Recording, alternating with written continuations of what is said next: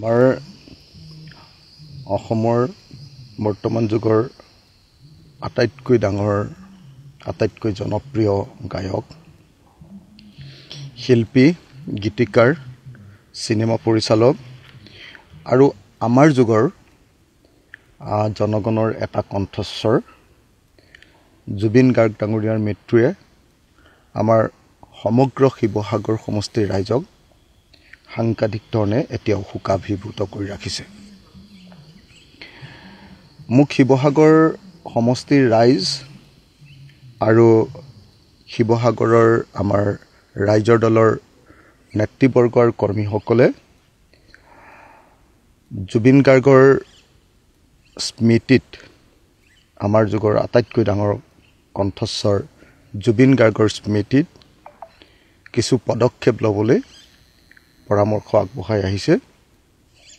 সেই অনুসৰি আমি শিৱসাগৰত কেইবাটাও পদক্ষেপ গ্ৰহণ কৰাৰ কথা ঠিক কৰিছোঁ। তাৰ ভিতৰত 3টা পদক্ষেপৰ কথা এতিয়ালৈকে আমাৰ মোটামুটি ধৰণে সিদ্ধান্ত হৈছে। প্ৰথম পদক্ষেপটো হ'ব জুবিন গাৰ্গৰ এটা প্ৰতিমূৰ্তি স্থাপন কৰা শিৱসাগৰ নগৰত। দ্বিতীয়টো হ'ল যে জুবিন গাৰ্গে আপোনালোকে সকলোৱে জানে যে একেবাৰে সৰ্বশ্ৰান্ত মানুহবিলাকক, দৰিদ্ৰ মানুহবিলাকক, কষ্টত থকা মানুহবিলাকক, অসুবিধাত পৰা মানুহবিলাকক যথেষ্ট সহায় কৰিছিলে। গতিকে জুবিন গাৰ্গ সোঁৱৰণী এটা সাহাৰ্য নিধি আমি শিৱসাগৰত গঠন কৰাৰ কথা চিন্তা কৰিছোঁ, যিটোৰ জৰিয়তে আমি শিৱসাগৰ সমষ্টি আৰু শিৱসাগৰ জিলাৰ ৰাইজৰ যিবিলাক অসুবিধা, বিশেষভাৱে ছাত্ৰ ছাত্ৰীসকলৰ পঢ়াৰ অসুবিধা, মানে খুব প্ৰখৰ মেধাৱী ছাত্ৰ ছাত্ৰীসকলৰ পঢ়াৰ অসুবিধা আৰু ৰোগীয়া মানুহবিলাকক সাহাৰ্য দিবৰ কাৰণে এটা ফাণ্ড এটা পুঁজি এটা বা এটা তেনেকুৱা ধৰণৰ মানে একাউণ্ট এটা আমি তৈয়াৰ কৰাৰ কথা সিদ্ধান্ত লৈছোঁ।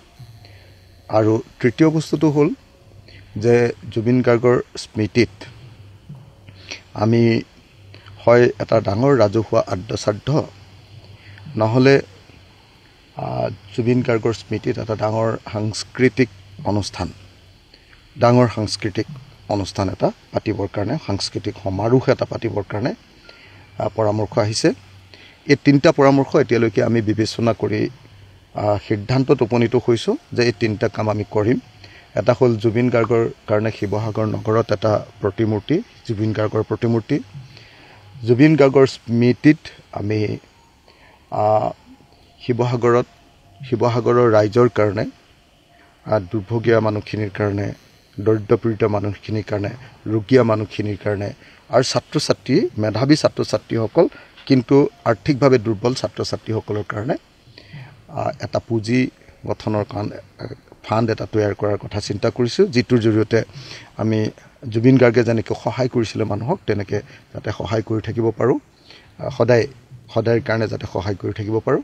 আৰু তৃতীয় বস্তুটো হ'ল যে জুবিন গাৰ্গ সাংস্কৃতিক এটা সাংস্কৃতিক সমাৰোহটো হ'ব পাৰে, নহ'লে ডাঙৰকৈ আদ্যশ্ৰাদ্ধ হ'ব পাৰে। এই 2টা মিলাই লৈ এতিয়ালৈকে সেইটো ফাইনেলাইজ কৰিব পৰা নাই, কিন্তু এই 3টা আইডিয়া আমাৰ শিৱসাগৰৰ ভোটাৰসকলে, নাগৰিকসকলে, যুৱকসকলে, বিশিষ্ট নাগৰিকসকলে মোক পৰামৰ্শ দিছে।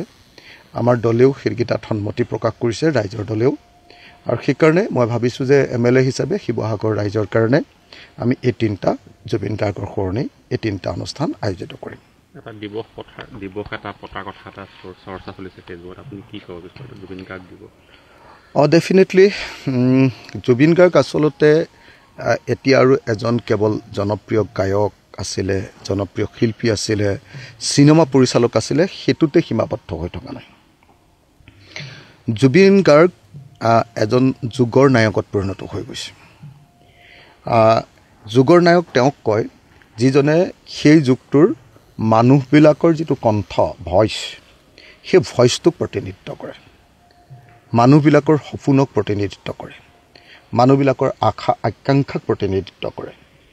আৰু জুবিন গাৰ্গে আমাৰ এই যুগটোৰ আমাৰ প্ৰজন্মটোৰ আশা আকাংক্ষাক আচলতে প্ৰতিনিধিত্ব কৰিছিলে আৰু সেইকাৰণে নিশ্চিতভাৱে জুবিন গাৰ্গ দিৱস এটা পতাৰ খুব প্ৰয়োজন আছে।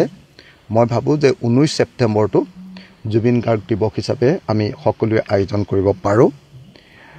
মই আশা কৰোঁ যে সকলোৱে আমি মিলি গোটেই অসমত 19 ছেপ্টেম্বৰটো জুবিন গাৰ্গ দিৱস হিচাপে আয়োজন কৰিব পাৰোঁ আৰু এইটোত অসম চৰকাৰে প্ৰত্যেক বছৰে বন্ধ দিয়াৰ ৰাজ্যিক বন্ধ দিয়াৰ কথা ব্যৱস্থা ল'ব লাগে আৰু প্ৰত্যেকখন শিক্ষানুষ্ঠানতে জুবিন গাৰ্গ দিৱসটো আয়োজন কৰিবৰ কাৰণে অসম চৰকাৰেও জাননী জাৰি কৰিব লাগে আৰু অসমৰ প্ৰতিখন গাঁৱে গাঁৱে নগৰে নগৰে ক্লাবে নামঘৰে নামঘৰে এই অনুষ্ঠান যাতে আয়োজিত হয় তাৰ কাৰণে মই সমগ্ৰ অসমবাসীক অহা বছৰৰ 19 ছেপ্টেম্বৰ তাৰিখটোক জুবিন গাৰ্গ দিৱস ৰূপে পালন কৰিবৰ কাৰণে আহ্বান জনাইছোঁ।